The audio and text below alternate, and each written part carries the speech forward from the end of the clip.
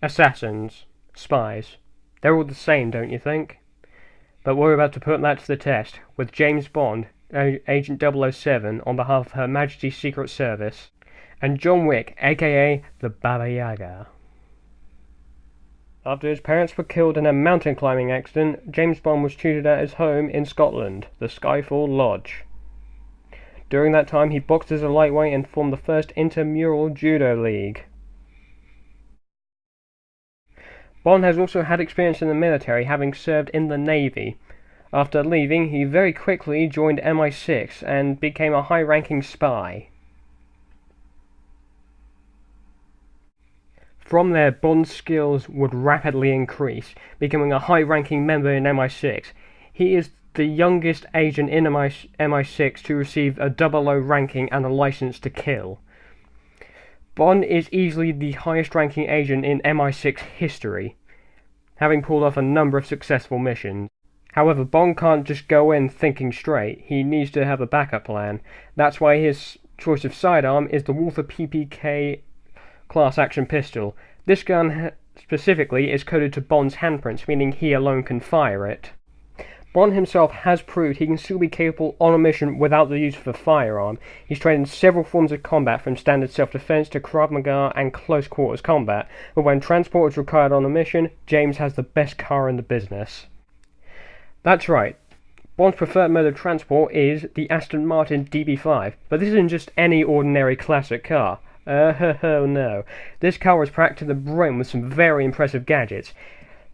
Underneath the headlights are two 50 caliber machine guns, and also changing number plates along with an oil slick dispenser at the back.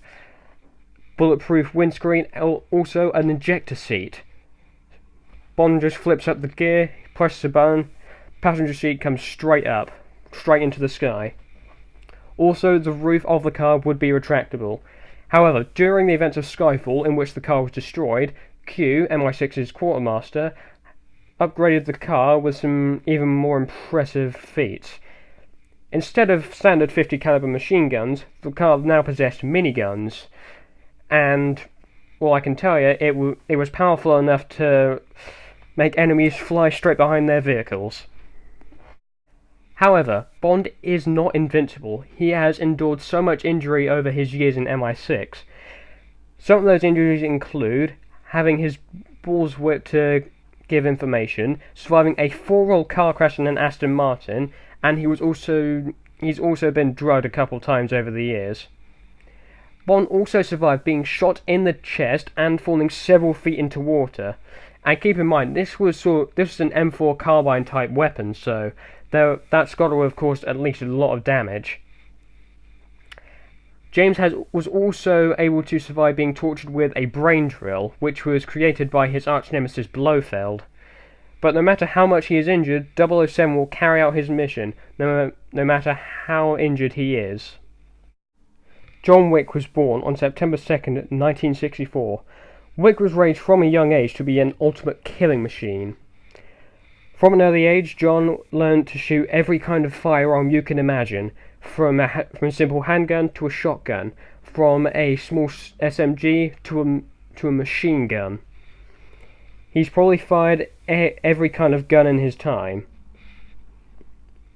When it comes to firearms, John does have his favourites.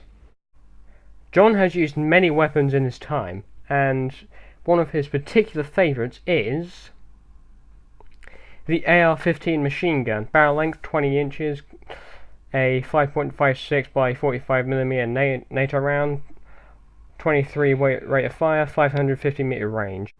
Another one of John's favourite weapons is the Benelli M4 Super 90 shotgun, with a 4, 5 or 7 shell capacity in an underbarrel tube magazine, with a semi-auto or pump action option for firing, custom bolt carry release and textured grips. Like any assassin, John Wick always needs a way to get round town to complete his missions, and this is also one of John's most prized possessions besides a dog, and also his wife.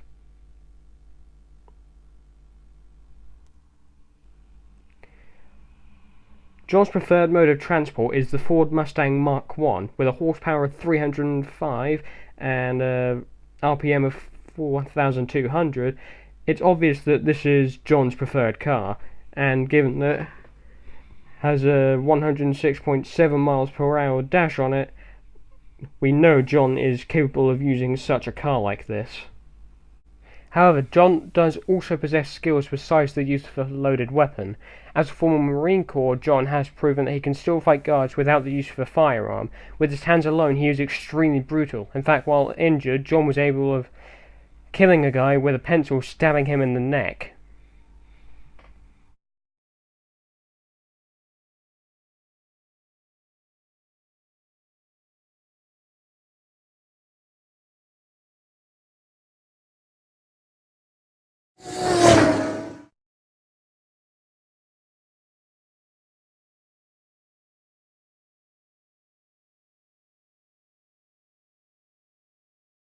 I'm onto him, Q.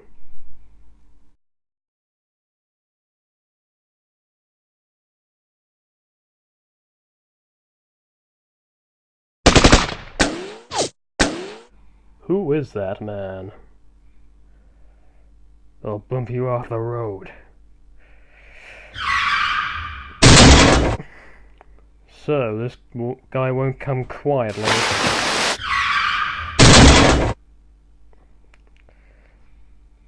Ugh. So you won't play nice.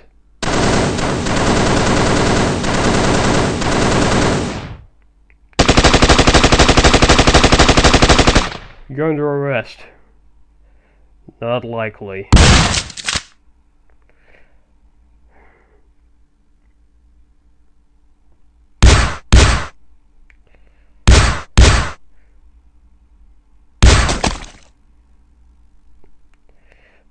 You're under arrest on the order of Her Majesty's Secret Service.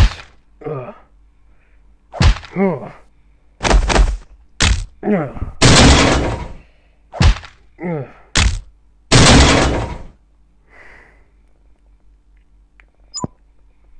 Coded to my handprint. You can't fire it.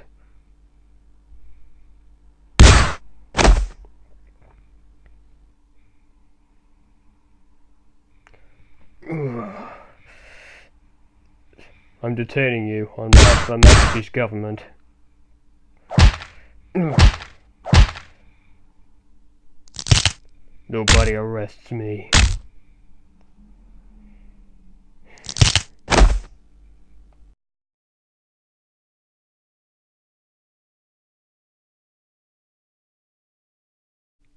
Well, that was quite an interesting fight.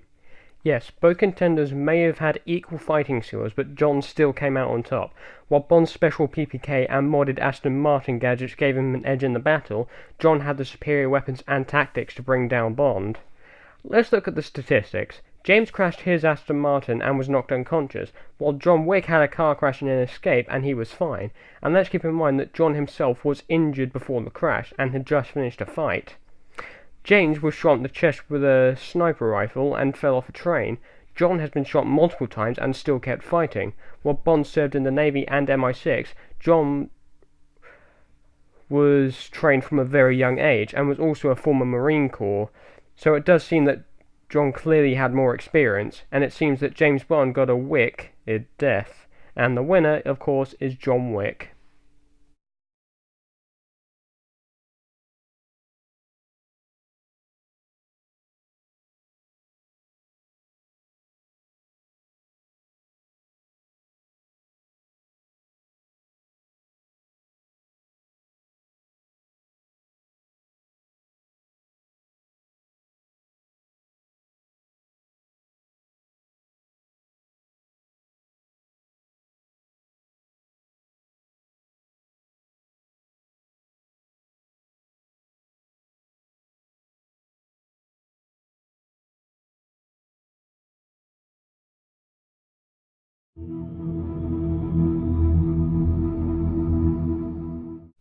Hey guys, thanks for tuning in. If you like what you see, don't forget to subscribe.